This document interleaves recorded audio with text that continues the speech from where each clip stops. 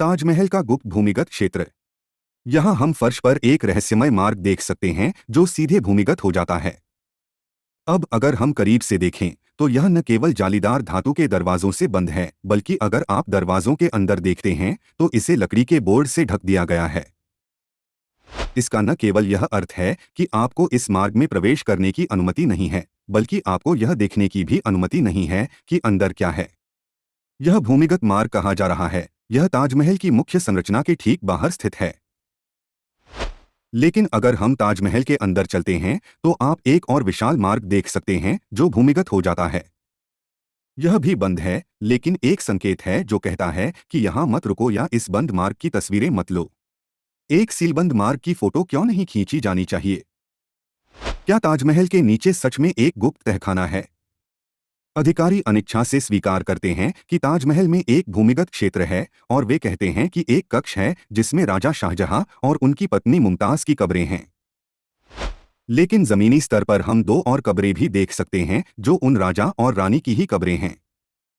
किसी मृत व्यक्ति को दो कब्रों की आवश्यकता क्यों होगी, एक जमीनी स्तर पर और दूसरी भूमिगत में? उनका कहना है कि भूमिगत कक्ष और मकबरे भी बाकी ताजमहल की तरह ही सफेद संगमरमर से बने हैं, जो पूरी तरह से सफेद संगमरमर से बना है। लेकिन क्या ताजमहल पूरी तरह से सफेद संगमरमर से बना है? सच्चाई को समझने के लिए आइए उस तरफ चलते हैं जहां आगंतुक कभी नहीं जाते। हमें पास की नदी की तरफ जाना है और फिर देखना है कि क्या हो रहा है। आप देख सकते हैं कि इसका एक विशाल आधार है जो सफेद संगमरमर से नहीं बल्कि लाल बलुआ पत्थर से बना है। वास्तव में ताजमहल के चारों ओर की सभी संरचनाएं लाल बलुआ पत्थर से बनी हैं। यह तथ्य नदी के किनारे से सबसे सही प्रकार से दिखाई देता है। भूमिगत मार्ग याद है जिसे बंद कर दिया गया था। यह भी नदी के किनारे स्थित है। मार्ग स्पष्ट रूप से लाल बलुआ पत्थर से बना है, लेकिन फर्श पर सामग्री को देखें, यह भी लाल बलुआ पत्थर है। नदी के किनारे देखें, यहाँ कुछ बहुत ही रोचक छिपा है। क्या आपने तहखाने पर इस अजीब आयत को देखा?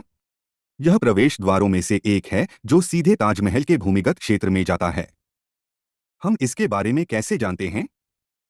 क्योंकि मार्विन मिल्स नाम के एक अमेरिकी वास्तुकार ने 1974 में इसकी स्पष्ट तस्वीरें लीं और इसमें लकड़ी के दरवाजे थे, लेकिन ताला लगा हुआ था, इसलिए वह नहीं देख सकते थे कि अंदर क्या है। उसने दरवाजे से लकड़ी का एक छोटा सा टुकड़ा लिया और उसे रेडियो कार्बन डेटिंग के लिए भेजा और परिणाम से पता चला कि लकड़ी ताजमहल से कम 250 साल पहले की है। समाचार पत्रों में इस सूचना के तुरंत बाद अधिकारियों ने लकड़ी के दरवाजे को हटा दिया और इसे ईंटों और प्लास्टर से बंद कर दिया। यही कारण है कि यह अब एक अलग रंग में दिखाई देता है। पुरानी सरकार ने ताजमहल के भूमिगत क्षेत्र की ओर जाने वाले सभी प्रवेश द्वारों को सील क्यों कर दिया? अधिकारियों ने एक अजीबोगरीब स्पष्टीकरण दिया। उनके अनुसार तहखाने में राजा और रानी के ममीकृत शव हैं। यदि ये शरीर वातावरण के संपर्क में आते हैं तो वे दूषित हो जाएंगे। उनका कहना है कि इसी वजह से बेसमेंट के सभी प्रवेश द्वारों को पूरी तरह से सील कर दिया गया है, ताकि बेसमेंट को एयरटाइट रखा जा सके। यह वास्तव में अजीब है क्योंकि ताजमहल का फर्श वेंटिलेशन शाफ्ट से भरा है जो सीधे भूमिगत हो जाता है। यदि आप भीतर देखें तो वे इतने गहरे हैं कि बस अंधेरा हो जाता है। यदि अधिकारी वास्तव में ममियों के संपर्क में आने से रोक रहे हैं जो पहले से ही संगमरमर के मकबरों के अंदर बंद हैं, तो उन्होंने इन झरोखों को खुला क्यों छोड़ दिया? उन्हें केवल बड़े छेदों को ही क्यों बंद करना पड़ा, क्योंकि जिसके माध्यम से मनुष्य प्रवेश कर सकते हैं? यह समझना आसान है कि अधिकारियों को हवा के अंदर जाने की परवाह नहीं है, लेकिन यह नहीं चाहते कि मनुष्य भूमिगत क्षेत्र में प्रवेश करें। यदि ताजमहल के तहखाने में केवल राजा और रानी की खबरें हैं, तो हम एक ही कक्ष तक पहुंचने के लिए कई मार्ग क्यों देखते हैं?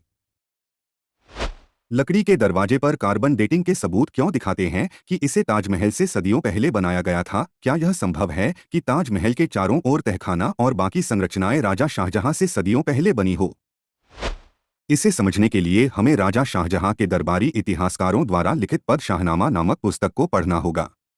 यह किताब महारानी की याद में ताजमहल बनाने के राजा के फैसले की व्याख्या करती है।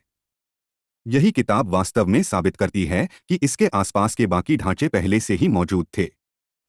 यह स्पष्ट रूप से उल्लेख करती है कि राजा शाहजहां ने ताजमहल को खाली जमीन पर नहीं बनवाया था, बल्कि जय सिंह नामक एक अन्य राजा से पुश्तैनी महल या हवेली खरीदी थी और फिर उस स्थान पर सफेद संगमरमर की संरचना का निर्माण करवाया था। यह बहुत ही पेचीदा है क्योंकि अगर राजा शाहजहां ताजमहल बनाना चाहता था तो वह इसे उसी क्षेत्र में कहीं भी बना सकता था। पूरा क्षेत्र अभी भी खाली है। लेकिन इसके बजाय उन्होंने एक मौजूदा संरचना खरीदने का फैसला किया और उस पर ताजमहल का निर्माण किया। उन्होंने ऐसा क्यों किया?